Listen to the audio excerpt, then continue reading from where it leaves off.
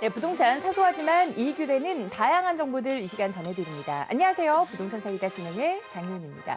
월요일 이 시간은 정유현 아나운서와 함께해요. 안녕하세요. 안녕하세요. 네, 어서 오세요. 반갑습니다. 우리 유현 씨는 워낙에 밝기 때문에 뭐 이런 생각 잘 안 할 것 같기는 한데 혹시 가끔씩 그런 생각 들 때 있잖아요. 왜 이렇게 나만 유독 힘든 거야? 왜 이렇게 내 짐이 이렇게 무거운 거야? 이런 생각 종종 들기는 하죠. 네, 저는 자주 하는 것 같은데요. 음, 자주 한다. 네, 자주 해요. 그래요. 네. 그럴 때 저도 좀 종종 하는 것 같아요. 왜 유독 이렇게 나만 힘들까? 왜 이렇게 힘든 일이 나한테만 생길까? 뭐 이런 생각이 들 때 한 딱 좋은 일본의 시인 기카쿠의 하이쿠라라는 시가 있다고 해요. 한번 들어보실래요? 그럴 때 들으면 좋은 시. 기카쿠의 하이쿠. 네. 오, 이름부터가 남다른데 한번 들려주세요. 이게 내 것이라고 생각하면 우산 위에 눈도 가볍게 느껴진다네라는 시입니다. 와닿지 않아요? 와, 내 것이라면 우산 위에 눈도 가볍게 느껴진다. 음. 와, 정말 명언인 것 같은데요. 그런데 이거를 부동산 시장에 조금 대입을 해보면 저는 지금 소름이 끼치는 게 네. 사실 내가 가지고 있는 부동산이 왜 이렇게 안 팔고 있으면 계속 떨어지는 걸까라는 생각이 들고 막상 그래서 매도를 하게 되면 또 올라가 버리잖아요. 맞아요. 네, 이런 거라도 조금 관련이 있지 않은가라는 생각도 들고요. 네, 이게 부동산 투자도 결국에는 마인드 컨트롤이 중요한 것 같아요. 그러한 생각이 들 때 이제 제가 조금 전에 읊어드린 하이쿠의 시를 한번 생각을 하시면서 심호흡을 크게 가다듬으시고 그리고 좀 객관적으로 대응을 해야 될 때는 저희 부동산 사이다와 함께 해보시면 더더욱 좋을 것 같습니다. 함께 하실 수 있는 참여 방법 유현 씨 알려주세요. 네, 저희 부동산 사이다는 여러분의 참여로 진행이 되고 있습니다. 내가 가지고 있는 부동산 보유해야 할지 매도해야 할지 고민이 되신다면 그 밖에 부동산 관련 고민이 있으시다면요. 026007-8339번으로 연락 주시면 되겠습니다. 네, 전화를 통해서 여러분들 전화 고민 남겨주시면 저희에게도 친절한 상담 도와드립니다. 저희 매주 월요일 이 시간은 유연 아나운서와 함께 부동산 뉴스 또 한 주간의 주요 뉴스들 훑어드리는 시간이고요. 그리고 화요일, 수요일은 부동산 투자와 관련된 고민 해결해 드리는 시간입니다. 전화를 통해서 궁금증 남겨주시면 저희가 화요일, 수요일에 실시간으로 여러분들 남겨주신 고민을 해결해 드리거든요. 꼭 화요일, 수요일이 아니어도 지금부터 오늘이라도 그리고 방송이 끝난 후라도 부동산에 대한 고민이 있으시다면 편안하게 남겨주세요. 그러면 저희가 그러한 여러분들의 고민 다 접수해서 화요일, 수요일 방송 중에 고민 해결해 드릴 거고요. 그리고 요즘 세금과 관련된 고민들을 참 많이 가지고 계시는 것 같습니다. 목요일 시간도 굉장히 핫해요. 목요일은 여러분들 부동산 세무와 관련된 고민 해결해 드리고 있습니다. 부동산 전문 세무사와 함께 세금 관련 궁금증 해결해 드리는 거니까 세금과 관련해서 좀 어려움 느끼신다 하시는 분들은 편안하게 이 시간 고민 남겨보시고 해결해 보시고요. 그리고 매주 금요일은 알짜 투자처, 알짜 매물 전해드리는 시간입니다. 좀 알아두면 좋을 만한 투자처들 또 2021년 올해 어느 지역이 핫할까 관심 가져봐야 되는 지역 분석까지 도와드리니까 매주 월요일부터 금요일 오후 1시는 저희 부동산 사이다와 여러분들 계속해서 함께해 주시고 채널 고정해 주시기 바랍니다. 오늘도 끝까지 함께해 주시고요. 부동산 사이다 본격적으로 출발해 보겠습니다.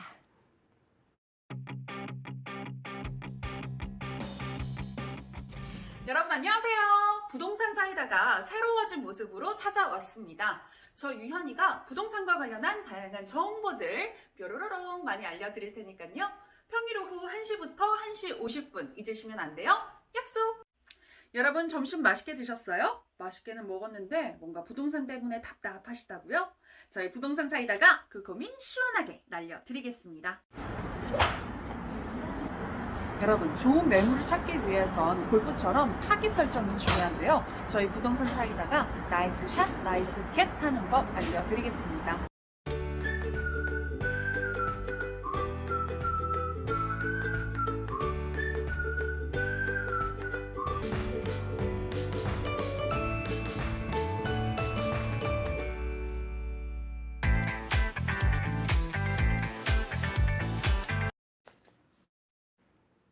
네, 부동산 사이다 생방송으로 함께하고 계십니다. 지난 한 주간에 부동산 시장에서는 어떠한 굿 뉴스, 배드 뉴스들이 있었는지 살펴보는 시간이에요. 우리 유연 아나운서가 먼저 준비를 해주셨죠? 네, 맞습니다. 먼저 배드 뉴스인데요. 사실 제가 이렇게 딱 이야기를 하기 전에 뭔가 마음이 무거워지는 건 왜 있는 것 같아요. 그래요? 아무래도 배드 뉴스다 보니까. 안 네. 좋은 소식을 전하기가. 네. 그렇지만 또 우리 효연 아나운서님이 네. 또 굿뉴스를 저 이후에 또 알려주시니까 뒤에서 중화시켜 드릴 거니까. 네, 우리 여러분들 끝까지 시청해 주시기 바라고요. 자, 일단은 지난주에 또 다양한 부동산 관련한 뉴스들이 나왔습니다. 네. 그중에서 제가 저 개인적으로 뽑은 배드 뉴스 3가지를 여러분에게 알려드리려고 하는데요. 자, 그럼 첫 번째 배드 뉴스부터 확인을 해보시죠. 네, 첫 번째는 부동산 양극화 심화. 1에서 5분위 아파트의 평균 가격 격차가 11.6배가 된다라는 그런 뉴스입니다. 와, 지금 자세한 부동산 내용이 네. 좀 궁금하네요. 네, 제가 좀 더 살펴드리면요. 소득 5분위, 그러니까 전국 상위 20%의 아파트 평균 매매 가격이 9억 9,806만 원으로 거의 집값이 10억에 가까운 그런 모습을 보여주고 있는데요. 그러네요. 네, 하지만 하위 20% 소득 1분위의 아파트 평균 매매 가격은 1억도 안 되는 8,609만 원이라고 합니다. 자, 그런데 지금 이러한 것들이 정말 문제가 되는 것이 현 지금 문재인 정부가 출범한 이후에 아무래도 다주택자나 그리고 고소득자를 잡으려는 다양한 정책들이 나왔잖아요. 네. 이러한 것들이 되려 아파트 가격 상승을 부추기는 효과를 낳기도 했는데 그래서인지 하위 20%의 아파트 평균 매매 가격은 840만 원 오른 반면 상위 20%의 아파트는 4억 2,300만 원이 올라서 가격 상승액이 50배나 차이를 보이고 있다고 합니다. 지금 전 그래프를 다시 한번 보여주셔야 할 것 같은데요. 제가 그래프를 통해서 보여드리도록 하겠습니다. 네. 자, 구체적으로 표를 통해서 보시면은요.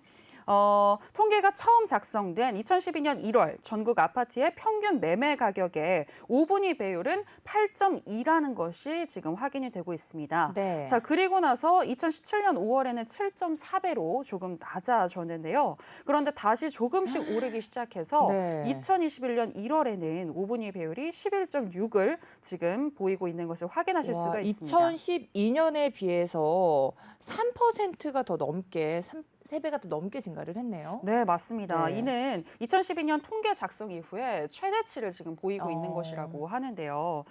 그리고 또 지금 그 다음 5분위 배율의 전국 매매 가격과 서울 평균 매매 가격을 지금 비교한 그래프가 지금 나오고 있는데요.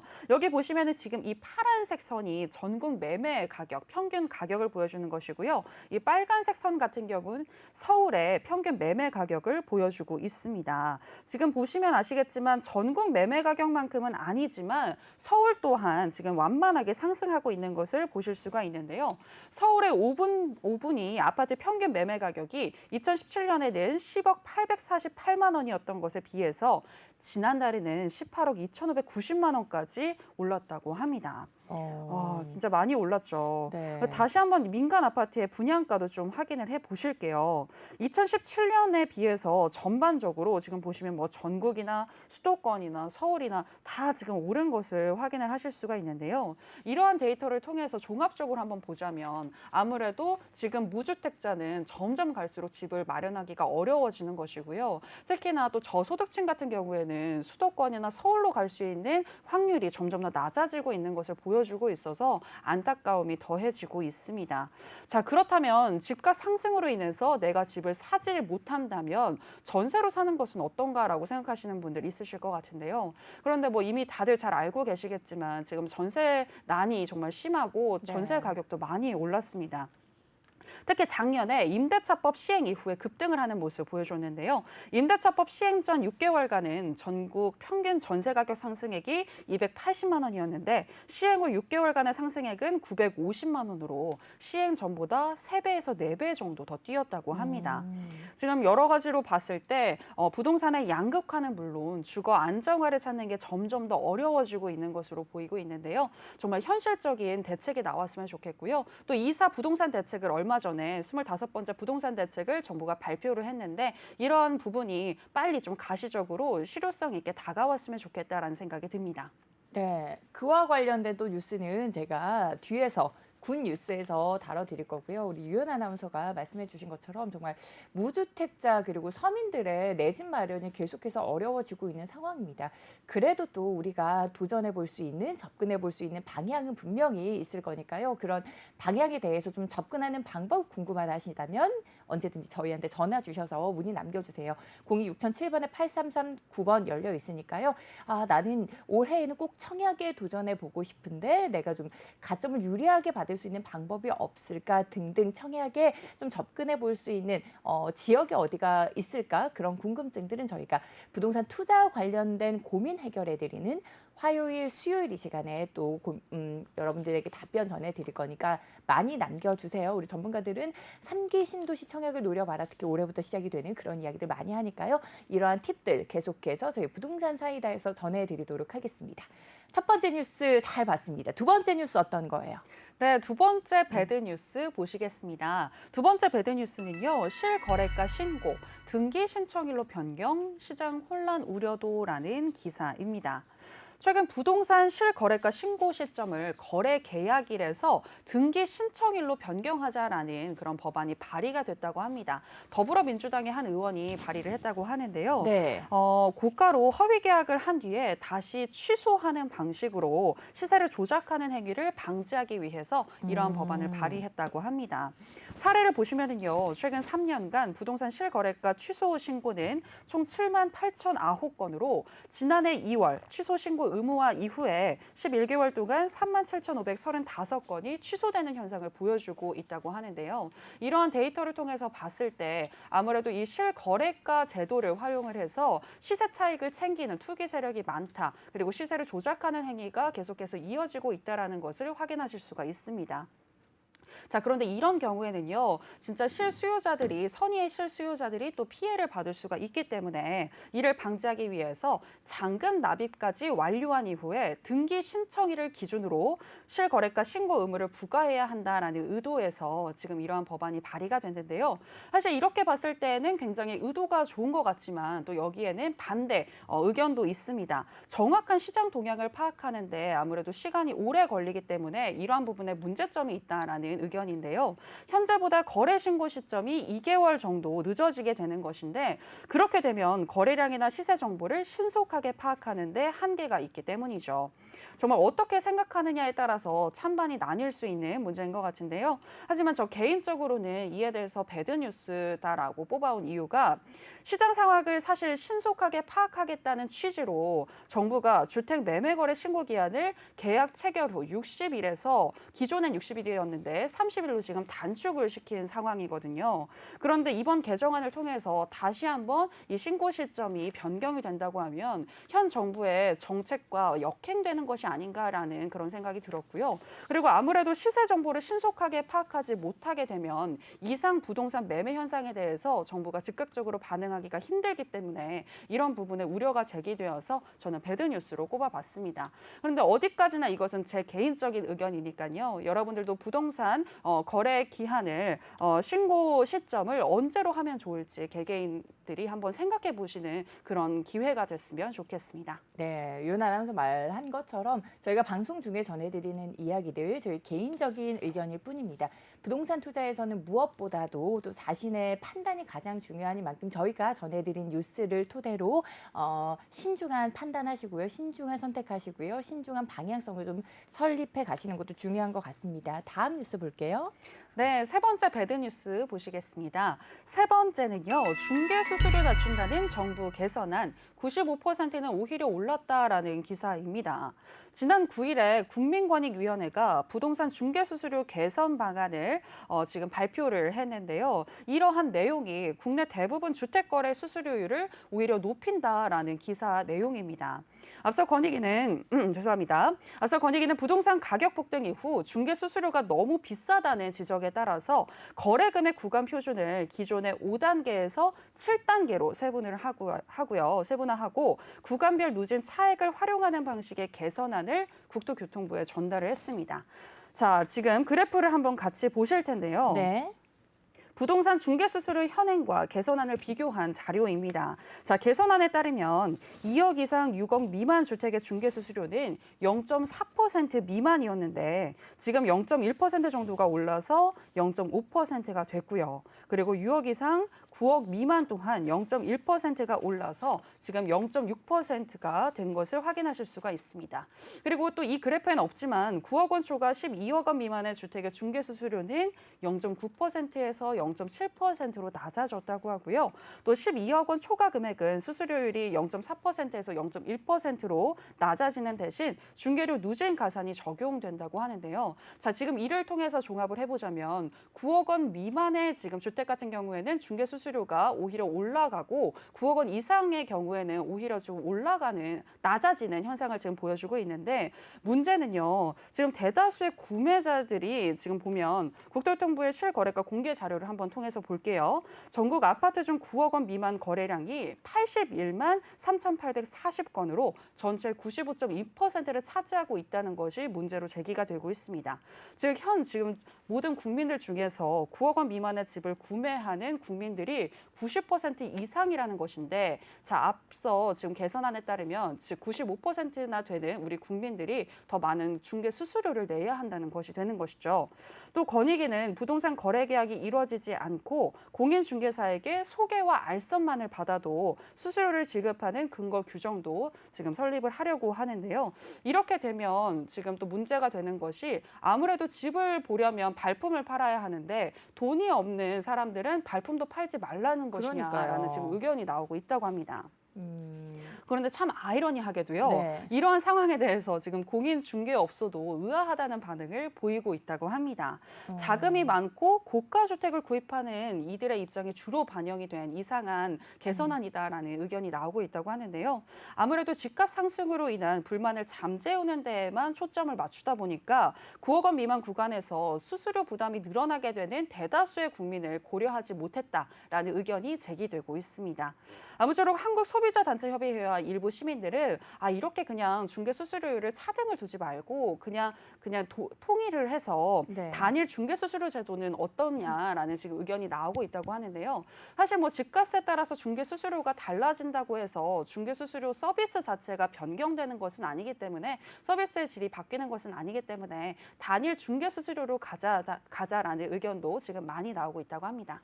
네, 뭐 여러 가지 우려도 있고요. 뭐 부정적인 의견, 긍정적인 의견이 있는 만큼 합리적인 제도 개선 방안이 좀 도출이 될 수 있기를 바라보겠습니다. 네, 이렇게 배드 뉴스 3가지 봤습니다. 제가 준비한 굿 뉴스 화면을 통해서 먼저 확인해 볼게요. 네, 첫 번째 굿 뉴스입니다. 5층 이상의 원룸 건물도 장기 임대 등록이 가능해진다. 라는 제목의 뉴스입니다. 좀 자세하게 뉴스 살펴보도록 하겠습니다. 민간 임대주택에 관한 특별법 개정안이 국회 국토교통위원회를 통과했다고 합니다. 그 내용 좀 자세히 살펴보면은 5층이 넘어서 아파트로 분류가 되는 원룸형 건물도 임대 등록이 허용이 된다라는 이야기거든요. 그래서 이 개정안을 좀 살펴보면은 민간 임대주택법에 아파트 범위에 원룸형 주택이 제외되도록 명시가 된 겁니다. 그래서 원룸형 주택, 5층 이상의 원룸형 주택도 임대 등록이 허용이 되고 그리고 일반 아파트만이 이제 규제 대상이 될 수 있도록 좀 내용을 변경을 한 겁니다. 이게 정부가 작년이죠. 710 대책을 통해서 4년 단기 임대 그리고 8년 장기 임대 중에 아파트 매입 임대 유형을 폐지를 했습니다. 그러다 보니까 아파트 개념에 대한 논란이 있었어요. 그래서 이 아파트 개념을 어떻게 봐야 되냐라고 판단을 내린 게 바로 5층 이상 건축물을 아파트라고 판단을 한 겁니다. 그렇기 때문에 아파트가 아니고 도시형 생활주택인 원룸도 5층 이상이라면 아파트로 분류가 돼서 장기 매입 임대가 불가능하게 된 겁니다. 근데 이게 지금 말씀드린 이 개정안이 통과가 되면은 5층이 넘는 원룸 건물을 보유한 다주택 임대사업자들이 종합부동산세 혜택을 볼 수 있게 되는 거거든요. 그러니까 세제 혜택이 가능한 만큼 꼼꼼하게 잘 챙겨 보셔야 되는데요. 일단 매수를 하신 시점에 대해서 잘 확인을 해보시는 게 좋습니다. 이게 무조건 다 장기 임대 등록이 가능해진 게 아니라요. 2018년 9.13 대책 발표 후에 매수하신 분들의 경우에는 특히나 조정 대상 지역에서 매입한 경우에는 임대주택을 등록을 해도 종부세 합산 배제가 안 되고요. 다주택자 양도세가 중과가 되는 만큼 잘 기억하세요. 2018년 9.13 대책 발표 이전에 매수를 했느냐, 이후에 매수를 했느냐 잘 체크를 해보시고요. 5층 이상 원룸 건물 이제 장기 임대가 가능해서 세제 혜택을 받을 수 있다는 점 가능하신 분들, 포함이 되시는 분들 잘 체크해 두시면 도움이 될 것 같습니다. 네, 맞습니다. 지금 이야기를 들어보니까 굉장히 굿뉴스가 아닐까라는 생각이 드는데요. 사실 이사를 하는 것도 정말 많은 돈과 또 시간이 들잖아요. 그렇죠. 그런데 아무래도 세입자의 경우에는 좀 오랫동안 한 곳에서 머물고 싶다라고 하시는 분들에게도 굿뉴스일 것 같고 또 임대 사업을 하시는 분들에게도 좋은 소식이 아닐까라는 생각이 듭니다. 맞아요. 그 당시에 보면은 아니 원룸형 도시형 생활주택인데 도시형 생활주택이 어떻게 아파트로 분류가 되느냐 그러면서 이제 장기 임대 사업자 등록을 못하게 되는 거에 대해서 그만큼 세제 혜택을 못 받는 거에 대해서 의견이 분분했었거든요. 그런데 이제 그 점이 개선이 되는 만큼 도시형 생활주택 보유하고 계신 분들 특히나 투자를 목적으로 보유하고 계신 분들은 잘 체크하시면 도움이 될 만한 뉴스 첫 번째 뉴스로 전해드렸습니다. 두 번째 뉴스 화면을 통해서 확인해 볼게요. 부정 청약 모르고 분양권을 산 선의의 취득자 보호라는 제목의 기사입니다.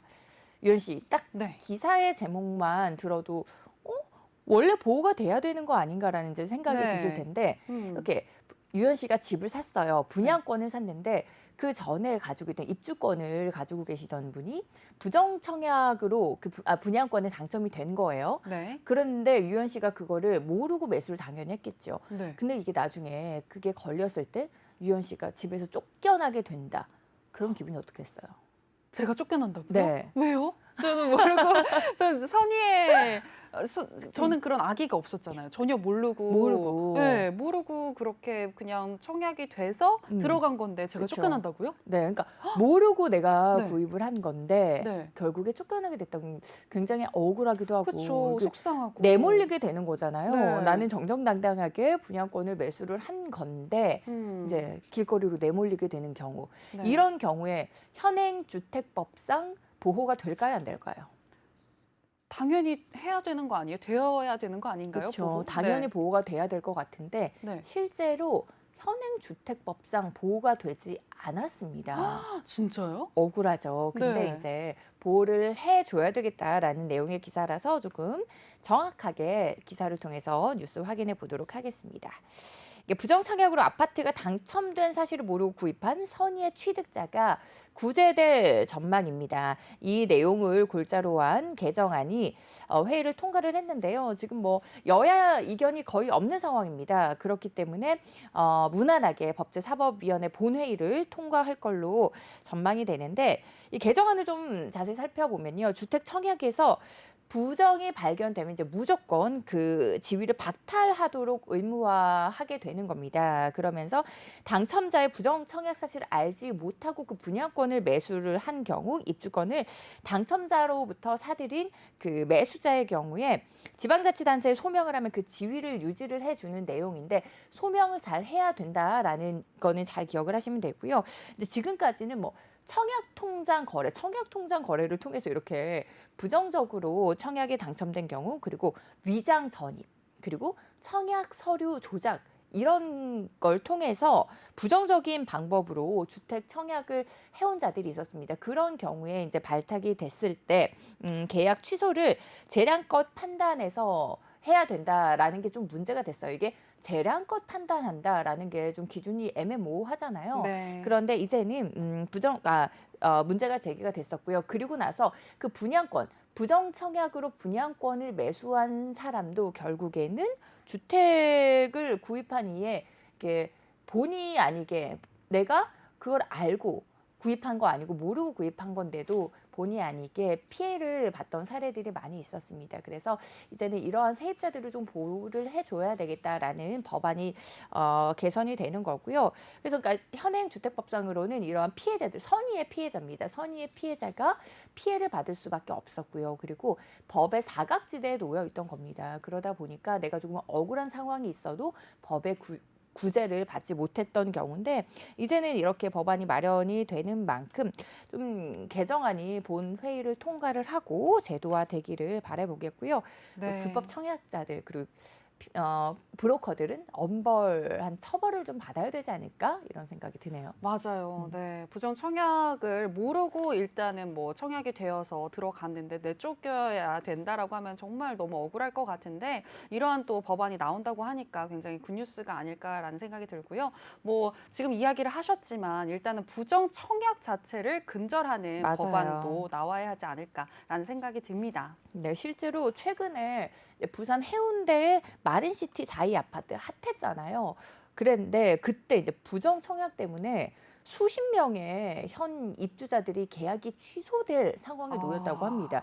그러니까 부정 청약이 수십 건이 있었던 거고 그리고 네. 그 수십 건이 불법으로 적발이 되면서 나는 모르고 들어갔던 입주자들이 내쫓길 상황이 된 겁니다. 그래서 이제 부산시에서는 이제 이러한 세입자들을 좀 보호하기 위해서 선의의 피해자들이 내몰리지 않도록 적극 돕겠다라고 했으니까요.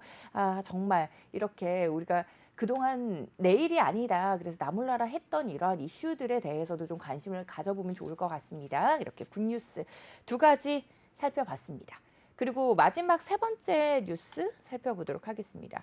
앞서 유연 아나운서가 이제 이사 대책 이후에 빨리 제도가 개선이 돼서 공급이 많이 돼서 부동산 시장이 안정화돼야 될 것 같아요라는 이야기를 해주셨어요. 네. 그와 관련된 굿뉴스 확인해 보도록 하겠습니다. 국토 차관이 올해 도심에서 43,000호를 공급하겠다. 그리고 신도시 후보지도 공개하겠다라고 밝혔습니다. 정부가 이사 주택 공급을 통해서 올해 도심에 공급하겠다라고 밝힌 게 43,000여 가구입니다. 그래서 늦어도 7월까지는 사업지 선정을 완료하겠다라고 밝혔고요. 그리고 수도권 신규 택지가 이르면 이번 달 말에 후보지가 공개가 되는데 신규 택지 중에는 3개 신도시급도 포함이 돼 있다고 합니다. 이제 목표 물량 43,505호라고 이야기를 했는데요. 그러면서 7월까지는 사업지를 발표를 하겠다라고 밝혔습니다. 그래서 이 후보지가 222곳이에요. 그러면 산술적으로 후보지가 40군데 나와야 되지 않겠냐라고 이렇게 물어봤는데 그보다 더 많을 수도 있겠다라고 대답을 했기 때문에 그에 대한 기대감이 커지는 것도 사실입니다. 그리고 공공이 최대한 컨설팅을 해서 사업지를 지정하겠다라는 계획도 밝혔고요.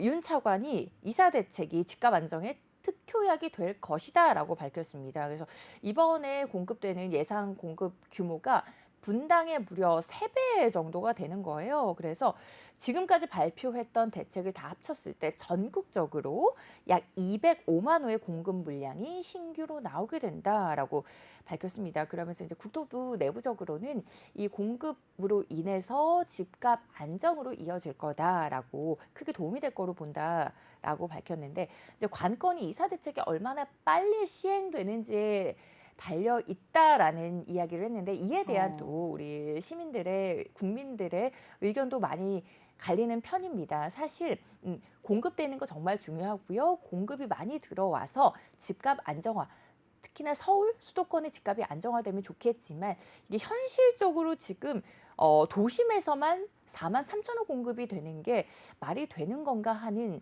정부에 대한 좀 불신도 있는 것 같아요. 그리고 네. 이렇게 빨리 진행이 됐을 때 좀 안정적인 측면에서 우려가 되는 부분도 있는 것 같거든요. 이게 어찌됐든 공급이 많아진다라는 거는 거주지가 많이 들어온다라는 거고 거주지는 무엇보다 속도보다는 저는 안정 그리고 그 방법적인 측면이 더 중요하다고 생각합니다. 그렇죠. 좀 빨리 가다가 좀 위험한 상황이 발생할 수 있다 보니까 좀 속도는 천천히 가더라도 정말로 서울 수도권의 집값 안정화가 될 만한 공급이 차근차근 이루어지기를 바라겠고요. 일단 이렇게 대량으로 공급하겠습니다. 공급 폭탄을 내놓겠습니다. 보다는 좀 실효성 있는 방향성을 잡고 나아가는 게 중요해 보입니다. 그래서 뭐 급한 공급으로 인한 우려의 목소리가 좀 가라앉을 수 있도록 이렇게 좀 실효성 있는 방향성 잡힌 공급을 기대해 보겠습니다. 네, 이게 정말 어려운 문제인 것 같아요. 네. 사실 이렇게 집을 공급한다라는 게 쉬운 일이 아니잖아요. 그쵸. 아무래도 집을 짓는 그런 기간도 필요하고 또 여러 가지로 또 분양권을 파는 그런 또 단계도 필요하고 여러 가지 진짜 프로세스가 필요한데 또 너무 빨리 이런 것들을 속도를 내서 하다 보면은 뭐 부실 시공이라든지 아니면 그쵸. 아까 얘기했다시피 뭐 부정청약 같은 그런 문제가 생길 수도 있는 거고요. 여러 가지 문제가 나올 수 있기 때문에 정말 여러 가지 부분에 있어서 또 세심하게 섬세하게 또 그런 케어가 들어가야 되지 않을까, 대책이 들어가야 되지 않을까라는 생각이 들고요. 뭐 또 보니까 서울 근접에 깜짝 지정 가능성도 지금 있다고 하더라고요. 네, 과연 서울 근처에 어떤 곳이 이렇게 깜짝 지정이 되게 될지 너무나도 궁금해지는데 아무래도 우리 여러분들보다는 또 전문가가 또 감이라고 한다면 감이 더 있을 수 있기 때문에 혹시라도 궁금하다. 그리고 또 내가 가지고 있는 부동산 고민을 전문가와 함께 이야기 나누고 싶다 하시는 분들은요. 02-6007-8339번으로 연락 주시면 되겠습니다. 네, 저희한테 전화 주시면 여러분들 부동산 고민 그리고 세금 관련 고민까지 해결해 보실 수가 있습니다. 이렇게 지난주에 핫했던 굿뉴스 그리고 배드뉴스 각각 3가지씩 짚어드렸습니다. 이제 저희가 전해드리는 내용 중에서 여러분들 궁금증 있으실 수도 있습니다. 전화를 통해서 그러한 궁금증도 남겨주시면 또 친절한 상담 받아보실 수가 있고요. 자, 이 코너는 저희의 개인적인 의견이라는 점 다시 한번 말씀드립니다. 저희 잠시 쉬었다가 부동산 이슈 팩트로 돌아오도록 하겠습니다.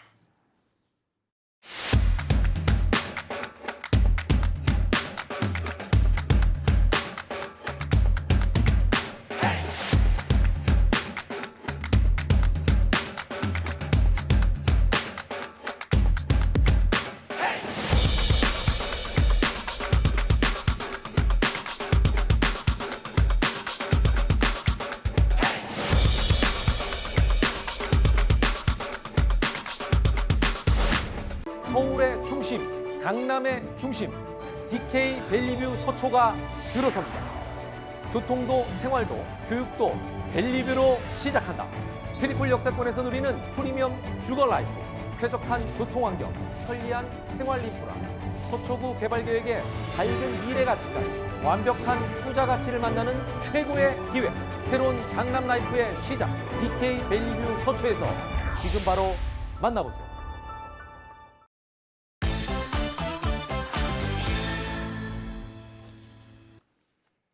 네, 부동산 사이다 생방송을 함께하고 계시고요. 지금부터는 부동산 시장의 이슈들 팩트체크해서 좀 자세히 분석해드리는 시간 마련해드리도록 하겠습니다.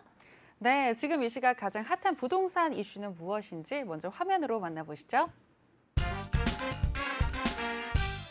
네, 오늘 이슈 팩트 시간에 다룰 주제입니다. 부동산 대세, 신혼부부, 주택수, 내 집 마련이네요. 네, 이렇게 4가지 키워드를 통해서 오늘의 주제를 좀 살펴봤습니다.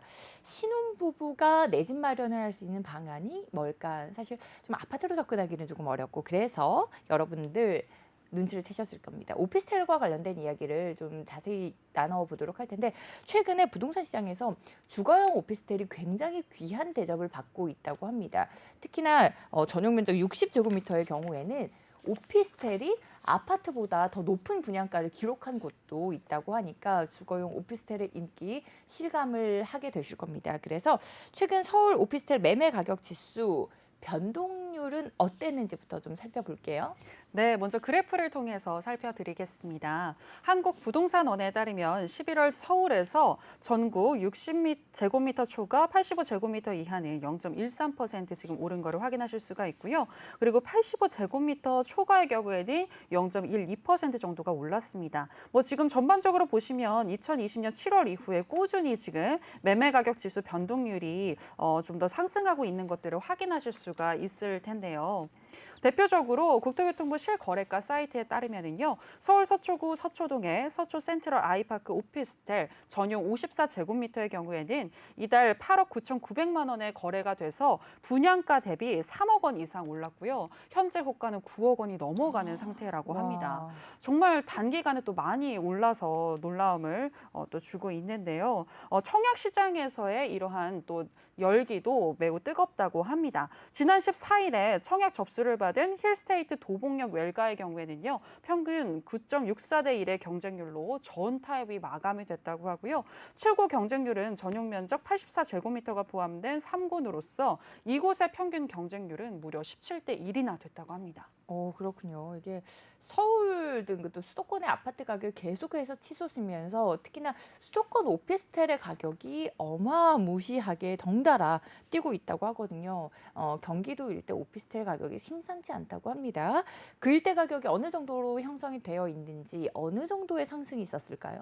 뭐 경기 지역이라고 해서 조금 낮게 생각을 하실 수도 있지만 사실 인기가 높은 입지 지역을 중심으로는요, 현재 84제곱미터 오피스텔의 경우 매매가가 10억 원을 웃도는 사례가 속출하고 있다고 합니다. 자, 그래프를 통해서 또 보실 텐데요. 자, 대표적으로 위례 신도시에 속한 위례 푸르지 오피스텔의 경우에는 84제곱미터의 매매가가 지난달 23일에 역대 최고가인 12억 5천만 원에 거래가 됐다고 하고요. 이는 지난해 12월에 처음으로 10억 원을 넘긴 후 한 달여 만에 무려 2억 원이 넘게 뛴 금액이라고 합니다.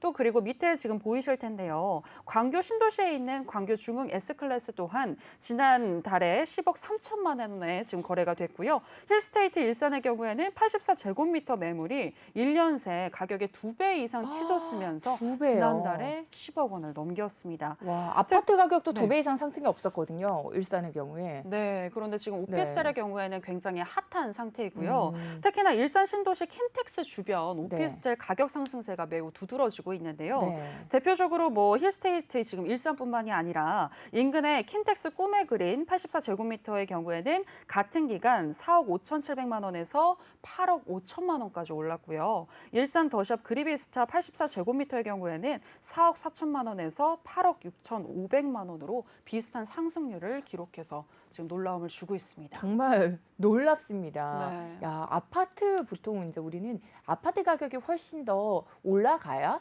또 주거용 오피스텔이나 아니면 주택 가격을 끌어준다라고 생각을 하고 아파트가 먼저 오르는 게 사실상 지금까지 계속 그래왔던 현상이거든요. 근데 아파트 상승률을 뛰어넘는 오피스텔의 상승률입니다. 야, 왜 이렇게 주거용 오피스텔이 인기가 많은지, 왜 이렇게 가격이 고공행진하고 있는지 그 이유가 어디 있을까요? 일단은 청약에 있어서의 혜택을 한번 생각해 보실 수 있겠습니다. 오피스텔은요, 아파트와 달리 뭐 청약 통장이 있다거나 거주지 제한이 있다거나 아니면 내가 주택을 몇 채 소유하고 있는지 이런 모든 것들 상관없이 대한민국에 거주하고 있는 만 19세 이상 국민이라면 누구나 청약 신청을 하실 수가 있습니다. 여기에 오피스텔은 여러 채를 소유해도 무주택으로 간주가 되고요. 계속해서 그렇다면 청약 가점을 받을 수 있는 것이죠. 자, 그리고 주택담보대출인 LTV도 분양가의 최대 70%까지 받을 수 있다고 합니다. 자, 이로 인해서 주거용 오피스텔, 즉 아파텔이 많은 인기를 끌고 있지만 알아두셔야 하는 점은 몇 가지가 있습니다. 주거용 오피스텔의 경우 처음 매수 시 건축물 대장상의 용도대로 4.6%의 취득세율이 적용이 되는데요. 세입자나 실수요자가 전입 신고를 하게 되면 주거용으로 분류가 돼서 주택수에 합산이 되게 된다고 합니다. 따라서 이미 주택을 보유하고 있는 경우에는 재산세율과 양도소득세율이 중과가 되고요. 또 올 6월부터는 조정 대상 지역 내 한 가구 두 주택자는 10%에서 20%로 지금 변경이 됐고 또 3주택자의 경우에는 20%에서 30%로 중과세율이 강화된다는 점 기억하셔야겠습니다. 자, 이에 일부 투자자의 경우에는 재산세와 양도세 중과를 피하기 위해서 오피스텔을 매수한 이후에 일정 기간 거주하지 않고 공실로 남겨뒀다가 업무용 오피스텔로 팔아서 시세 차익을 지금 챙기는 경우도 많이 일어나고 있다고 합니다. 그렇군요. 근데 이 주거용 오피스텔 같은 경우에는 항상 헷갈리는 부분이 바로 세제 부분입니다. 어떤 경우에는 주택으로 분류가 돼서 뭐 취득세 그리고 또 양도소득세 중과 대상이 되기도 하는데 또 어떤 경우에는 주택이라면서 면제가 되는 부가가치세 과세 대상이 되기도 하기 때문에 굉장히 헷갈려요. 어떤 경우에 어떤 경우에 좀 과세 대상이 되고 어떤 경우에 뭐 중과 대상이 되고 이런 부분 면제 대상이 되고 헷갈리실 텐데 오피스텔의 세제 부분 어떻게 이용하는 게 좋을까요? 네, 업무용 오피스텔의 경우에는 세금을 계산할 때 주택수에 포함이 되지 않지만 주거용 오피스텔의 경우 작년 70 대책 이후에 주택으로 현재 간주가 되고 있기 때문에 이 부분을 잘 알아두셔야 합니다. 특히나 취득세나 양도소득세를 적용하는 부분이 달라서 이런 부분에 대한 개념도 잘 이해를 하셔야 할 것 같은데요. 일단 오피스텔을 살 때에는 취득세를 중과하지 않고요. 기존의 아파트나 빌라 등의 주택을 가지고 있으면서 주거용 오피스텔을 산다면 기존 보유주택수에 상관이 없이 무조건 4.6%의 취득세율이 적용이 된다고 합니다. 그런데 명심하셔야 할 점이 기존의 주거용 오피스텔을 가진 상태에서 아파트나 빌라를 추가적으로 취득을 할 때는 상황이 다르다는 것인데요. 주택을 한 채 보유됐다고 해서 지금 이 취득세에 있어서 중과세가 부과된다고 합니다. 만약 주거용 오피스텔을 한 채나 두 채를 보유하고 있으면서 아파트나 빌라를 취득하게 됐을 때에는 취득세를 8% 내야 하고요. 세 번째 이상부터는 12%까지 올라가게 된다고 하네요. 주거용 오피스텔과 주택의 취득 순서에 따라서 이처럼 취득세가 달라지게 되는 거니까요. 이 부분에 대해서 잘 기억을 하셔야 할 것 같고 만약 내가 지금 무주택자다, 주택이 없다라고 하시는 분들의 경우에는 거주, 주택용 오피스텔보다는 일단은 아파트나 빌라를 먼저 매입을 하신 이후에 그 다음에 주거용 오피스텔을 노리시는 게 현명한 선택인 것 같습니다. 네, 이렇게 지금 요즘 정말 많은 인기를 끌고 있는 주거용 오피스텔 왜 이렇게 인기가 많은지 원인 좀 분석해 드렸고요. 그리고 여러분들 세금과 관련된 궁금증 있으실까 봐 그 부분까지 해결해 드렸습니다. 아예 추가적으로 궁금하신 세금 관련 문의는 목요일에 저희가 해결해 드리니까 026007번에 8339번으로 전화 주시면 또 목요일을 잘 활용해 보시면 여러분들 왜 세테크라고 하잖아요. 세금 아낄 수 있는 방법, 절세할 수 있는 방법까지 전해드릴 테니까 많은 분들 고민 남겨주시기 바랍니다. 네. 이렇게 해서 네. 그리고 제가 이것도 한번 좀 알려드리고 싶은데요. 네. 주거용 오피스텔 세법과 관련해서 방금은 네. 제가 취득세에 대해서 이야기를 해드렸는데 네. 양도세와 청약과 관련해서도 추가적으로 추가적으로 드리고 싶습니다. 네. 양도세와 관련해서 일단은 먼저 전해드리면은요. 주거용 오피스텔의 경우 양도세 적용 기준도 다릅니다. 주거용 오피스텔을 가지고 있다가 팔 때는요. 먼저 팔든 나중에 팔든 양도세는 주택과 동일하게 적용이 된다고 하고요. 1세대 1주택이라면 양도세 비과세 혜택을 받을 수도 있고 만약에 조정 대상 지역의 주거용 오피스텔을 또 취득하게 됐을 경우에는 2년 실거주 요건도 적용이 된다고 합니다. 자, 그리고 마지막으로 청약과 관련해서도 다시 한번 짚어드리면 아까도 제가 말씀을 드렸지만 청약 시장에서 아직까지 주거용 오피스텔은 주택으로 보고 있지 않습니다. 따라서 오피스텔을 가진 상황에서 아파트 등을 분양받을 때 1주택자로 취급을 해서 청약 자격 등을 제한하지 않고 있으니까요. 이 부분에 대한 것도 꼭 생각하시면 좋겠습니다. 네, 이렇게 여러분들께 꿀팁 전해드렸습니다. 그리고 유연 아나운서와 함께하는 부동산 꿀팁 나 시간에 또 더 자세한 정보들 또 청약 여러분들 관심 있으신 청약 일정에 대해서도 전달해 드릴 테니까 채널 고정해 주시고요. 저희는 잠시 후에 돌아와서 부동산 꿀팁너로 만나보도록 하겠습니다.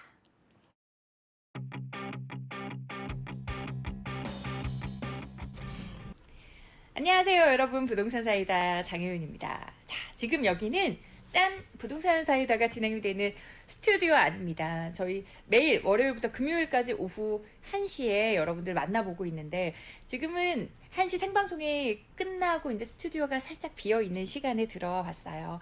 자, 저희가 부동산 사이다가 약간의 개편을 하면서 전과 좀 달라진 게 있어요. 짠! 보이시죠? 저희 화면에서 우리 능력 있는 전문가분들이 여러분들 부동산 고민 직접 해결해 드리고 또 전화 상담을 통해서 실시간으로 해결을 해 드리고 있어요. 그리고 저기 보이시죠? 저 화면에서 뭐 강의도 해 주시는데 매주 화요일, 수요일이 정말 인기가 많은 것 같습니다. 우리 김재민 이사님 화요일, 그리고 황태원 대표님 수요일에 출연을 하셔서 여러분들 부동산 고민 해결해 드리고 있는데 그 시간이 굉장히 뜨거워요. 앞으로도 전화를 통해서 여러분들 마음껏 고민 남겨주시고요. 그리고 목요일은 세무와 관련된 고민 해결해 드리잖아요. 부동산과 관련해서 제일 어려운 거 아마 세금 문제일 겁니다. 세금 문제를 저희가 또 1시간 동안 통으로 여러분들 해결을 해드리고, 그러니까 요즘 어디 세무서 가도 부동산과 관련해서는 너무 복잡해서 잘 안 들어줍니다 하는 고민도 많더라고요. 저희 목요일에는 부동산 전문 세무사와 함께 또 세무 고민 해결해 드리고요. 금요일은 투자처, 좋은 투자처들 저희 MC들이 쏙쏙 꼽아서 소개를 또 해드립니다. 그리고 주말 동안 한 주 동안 어떤 이슈가 있었는지 궁금하실 것 같아서 또 월요일은 저랑 유연 아나운서가 부동산 뉴스와 관련돼서 쫙 브리핑해 드리는 시간, 또 월요일부터 금요일까지 이렇게 알차게 준비를 했으니까요. 여러분들 잊지 마세요. 내일 월요일 화, 수, 목, 금은 오후 1시는 부동산 사이다와 함께 해주시고요. 그리고 여러분 고민 해결해 보실 수 있는 번호 026007번에 8339번도 기억해 주시기 바랍니다. 전화 문의 많이 주세요. 안녕.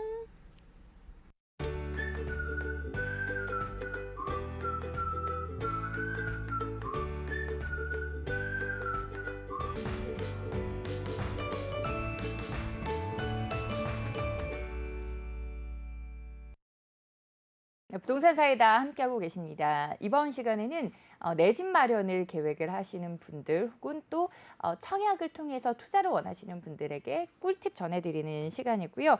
이번 한 주간 진행될 청약 일정부터 유연 씨와 함께 살펴보도록 할게요. 네, 부동산 프로 꿀팁너 저 유현이가 청약 캘린더를 한번 짚어드리도록 하겠습니다. 자, 화면 띄워주실까요? 네, 지금 보시면은요, 2월 둘째 주 청약 및 분양 일정을 확인해 보실 수 있는데요. 아무래도 설 연휴 이후에 많이 물량이 나오면서 역시나 빡빡한 일정 보여주고 있습니다. 지금 전반적으로 보시면은요, 서울이나 수도권보다는 지방 물량이 많이 눈에 띄고 있는데요. 23일 오늘의 경우에는 대구 테크노폴리스, 그리고 더샵 프리미엘, 해링턴 플레이스 반월당 2차까지 지금 이 지역들은 다 대구에 해당하는 물량들입니다. 그리고 자녀 세대로 수원역 푸르지오 자이도 지금 예정이 되어 있고요. 24일 같은 경우에는 성주와 원주, 천안이 눈에 띄네요. 성주 스위트엠 엘크루, 그리고 원주 태장 이지구, 이안 그랑센텀 천안이 지금 아파트 특별 공급으로 예정이 되어 있고요. 자, 그리고 어제 있었던, 그러니까 오늘 있는 거죠. 23일 대구 물량들이 아파트 1순위로 지금 대구 물량들, 또 대구 테크노폴리스, 더샵 프리미엘, 해링턴 플레이스 반월당 2차 눈에 보이고 있습니다. 자, 그리고 25일 수요일에는 마찬가지로 24일에 있었던 아파트 특별 공급 물량이 성주, 원주, 이안까지 지금 아파트 1순위로 예정이 되어 있고요. 자, 그리고 대구에 있었던 24일에 있었던 아파트 1순위 물량들은 25일에는 아파트 2순위 물량 지금 분양 일정이 예정이 되어 있습니다. 자, 26일에 보실까요? 26일에 역시나 성주 스위트엠 엘크루, 원주 태장 이지구, 이안 그랑센텀 천안이 아파트 2순위 물량이 지금 예정이 되어 있고요. 마지막 27일의 경우에는 자녀 세대인 쌍용더 플래티넘 프리미엄이 분양 일정이 예정되어 있습니다. 자, 지금 자세한 것들 청약 캘린더로 확인을 해보실 수 있으니까요. 쭉 보시면서 관심이 있으신 물량이 있는지 체크해 보시기 바랍니다. 네, 지금까지 한 주간 청약 그리고 분양 일정에 대해서 알려드렸습니다. 참고하시면 좋을 것 같고요. 계속해서 여러분들의 궁금증은 026007번에 8339번으로 남겨주시기 바랍니다. 시간 될 것 같아서 30분.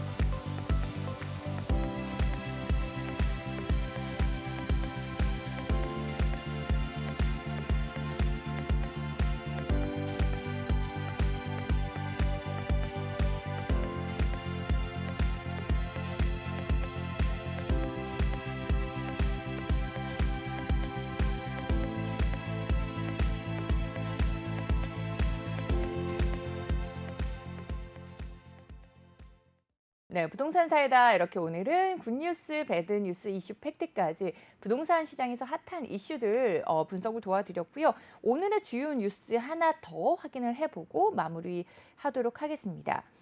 경기도에서 시가 마른 6억 미만 아파트 서민 내 집 마련 갈수록 험난해진다라는 제목의 기사입니다. 이게 문정부 3년여간 경기 지역의 6억 미만 아파트 비중이 93%에서 70%로 줄어들었다고 합니다. 그러니까 하남이랑 광명같이 핫했던 지역들의 중위 가격이 서울도 아닙니다. 경기도인데 6억을 돌파를 한 건데 자세한 내용 살펴보도록 할게요. 경기에서 중저가 6억 미만 아파트 비중이 23%포인트가 뚝 떨어진 겁니다. 그래서 2017년 말이랑 좀 비교를 해봤을 때 6억 원 미만 아파트가 빠르게 소멸된 걸 확인할 수 있다라는 이야기인데 표를 보시면 훨씬 와닿을 것 같아요. 경기도 아파트 매매 가격 구간별 비중 제가 옆에다가 띄워드렸습니다. 2017년 12월에는 6억 원 미만이 지금 빨간색으로 표시가 되어 있죠. 93.12%였어요. 근데 불과 3년 반도 안 지난 2021년 2월에 봤을 때 6억 원 미만의 아파트가 70%로 줄어들었고요. 그리고 9억 원 이상 지금 하늘색으로 표시되어 있는 부분입니다. 1.1%에서 현재 2021년 2월 기준으로 9% 가까이 8.99%가 차지한 모습을 확인을 해보실 수가 있는데 계속해서 특히나 호재가 있는 지역 같은 경우에는 올해도 상승세가 이어질 걸로 보이니까요. 이 지역에 좀 투자하시는 분들은 관심 가져주시면 좋을 것 같습니다. 내일은 투자와 관련된 문의로 인사드릴게요. 함께해 주신 여러분 고맙습니다.